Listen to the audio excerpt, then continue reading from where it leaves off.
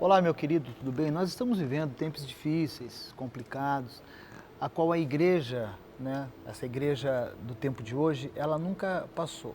Nós estamos passando, além de passar por uma pandemia, que é esse Covid-19, outras coisas também têm acontecido e existe uma preocupação em meu coração concernente ao comportamento da igreja. Para mim, a igreja deveria ser realmente a resposta nesse momento de caos. Baseado nisso, eu quero ler um texto muito importante de Hebreus, no capítulo 10, a partir do verso 23 ao verso 25, que diz assim: Retenhamos firmes a confissão da nossa esperança, porque fiel é o que prometeu. E consideremo-nos uns aos outros para nos estimularmos à caridade e às boas obras, não deixando de congregar, como é costume de alguns. Observa que o autor fala que existe um costume das pessoas que elas deixam de congregar, e não é bom. E tanto mais quanto vedes que vai se aproximando aquele dia. E se você observar aí na tua Bíblia, nesse estudo, você vai ver que o dia está com D maiúsculo, que é o dia do Senhor, ok? Agora, a nossa fé cristã, a minha fé cristã, ela é comunitária. Eu só consigo ser igreja juntamente com você. Sozinho, como eu digo aqui nas nossas reuniões, o máximo que eu consigo é ser templo do Espírito Santo. Como que eu posso materializar o meu amor em Cristo, o amor de Cristo? Me relacionando com pessoas. Outra coisa importante, na igreja, eu tenho 25 anos de convertido. Na igreja eu encontrei pessoas maravilhosas. Eu encontrei pessoas que me deram a mão. Eu encontrei pessoas que me amaram, que colocaram a minha estima lá em cima, pessoas que foram fundamentais na minha vida. Também encontrei pessoas que, de alguma maneira, elas frustraram o meu coração. Mas eu não quero falar sobre isso nesse momento. Agora, o que a Bíblia diz a respeito da igreja, da eclesia, dessa reunião dos santos? A Bíblia diz que orem uns pelos outros, confesse os seus pecados uns aos outros. A Bíblia fala que a oração do justo pode muito os seus efeitos. Onde que nós encontramos um justificado? Na igreja. A Bíblia fala sobre a comunhão dos santos, a assembleia. Então, devo ou não devo congregar? Devo ficar em casa?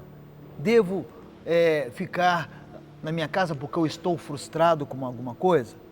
Eu queria encorajar você.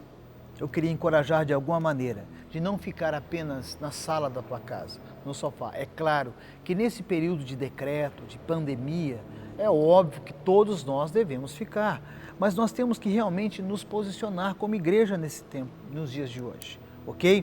Então, se você é uma pessoa que precisa de força para você sair de casa, para se posicionar, peça ajuda a alguém.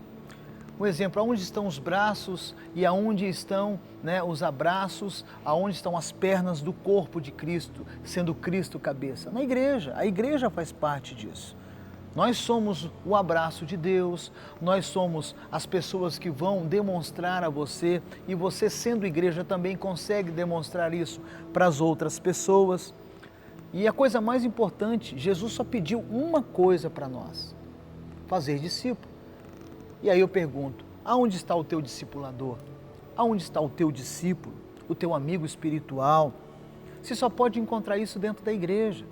Não existe numa plataforma fora da igreja um discipulador, um discípulo, um amigo espiritual que possa lhe oferecer um ombro amigo. Então eu faço um apelo a você, não deixe de congregar. Outra coisa importante, que eu creio que esse isolamento nunca foi o desejo de Deus.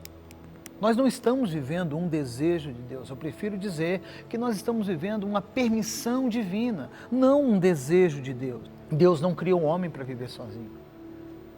Existem pessoas que estão passando por depressão, por opressão, porque elas estão dentro das suas casas. Eu tenho visitado pessoas que estão acima de 60 anos, que estão no grupo de risco. Essas pessoas estão fatigadas de ficar dentro das suas casas, e nós, como igrejas, temos que nos posicionar para orar por essas pessoas, ou quem sabe, quando melhorar e houver uma liberação das visitas, visitar esses irmãos. Por quê? Porque eu vejo que A igreja, na perspectiva de Deus, divina, é um lugar de cura. É um lugar de cura. A igreja tem que ter abraços que curam, uma palavra que cura, pessoas que vão curar outras pessoas. E esse é o desejo nosso aqui na nossa comunidade, na nossa igreja IBR. Ter o quê? Filhos mais velhos espirituais que irão cuidar de filhos mais novos.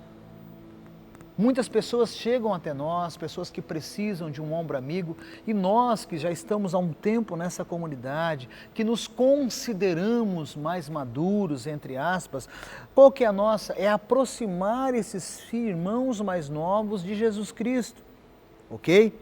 Você poderia me perguntar, pastor, então eu preciso mesmo ir à igreja para ter comunhão com Deus? Olha, a comunhão com Deus é uma coisa, mas a comunhão com os santos faz parte da comunidade igreja, ok? Primeiro, igreja e religião são coisas distintas. Religião, na verdade, o que é? Regras feitas por homens que querem se aproximar de Deus. Igreja é o corpo, é o âmbito espiritual diferente, refere-se ao lado espiritual, composto de pessoas que encontraram Jesus, como você que encontrou Jesus. Nós dois juntos, nós somos igreja. Outra coisa, igreja é a noiva de Jesus. Então nós estamos nos preparando, aí o Espírito Santo nos prepara para um dia nós, tanto eu quanto você, nós sermos apresentados como igreja, está lá em Efésios no capítulo 5, a partir do verso 25 ao 27, que nós somos essa noiva, que iremos ser apresentados para o noivo. A Bíblia também fala que a igreja é uma construção e que nós somos essas pedras. Lá em 1 Pedro, no capítulo 2, fala a esse respeito, que nós somos pedra e estamos construindo um edifício. Jesus é o construtor, o alicerce e a pedra de esquina. Isso tudo nós encontramos. A igreja também, na Bíblia, é mencionada como o corpo de Cristo. E o Cristo é o cabeça dessa igreja. Bom, falar do tocante à igreja universal, né, desse corpo, não, né, da denominação, mas da igreja universal invisível do Senhor Jesus, que não tem placa, também é importante. Mas nós também temos que entender que existe também os grupos que se reúnem, que são a igreja, que fazem parte da igreja local. E eu queria falar um pouco sobre a igreja local. Eu devo estar presente na minha igreja local, pastor? Um exemplo, primeira pergunta que eu faço agora nesse contexto da igreja local. Uma pedra sozinha faz uma construção, meu irmão? Não. Ok? Um membro sozinho faz o corpo? De forma alguma. Então, uma pessoa sozinha não é igreja. Ou, se meu relacionamento não é com pessoas que confessam a mesma fé que eu confesso, não pode ser chamado de igreja. No máximo, é um grupo de pessoas que se identificam porque gostam do mesmo time, gostam do mesmo filme, gostam da mesma comida e talvez tenha alguma forma de pensar semelhante que os unem, mas não pode ser classificado como igreja. Outra coisa, quando o autor do livro de Hebreus fala isso, ele não está falando a nível de instituição, e sim com pessoas. Quando ele fala não deixe de congregar, não é baseado na placa denominacional. Mas eu vejo muitas pessoas deixando de congregar porque no caminho, que é Jesus, encontraram adversidades. Encontraram pessoas que não pensam como ela, pessoas que machucaram o coração dela, pessoas que fizeram com que elas não se tornaram pessoas felizes e por algum motivo desses que eu mencionei e outros, essa pessoa ela desiste de congregar, ela não quer mais. E existem milhares e milhares de pessoas fora das nossas reuniões que estão frustradas e não querem voltar. Por quê? Porque elas se decepcionaram com pessoas.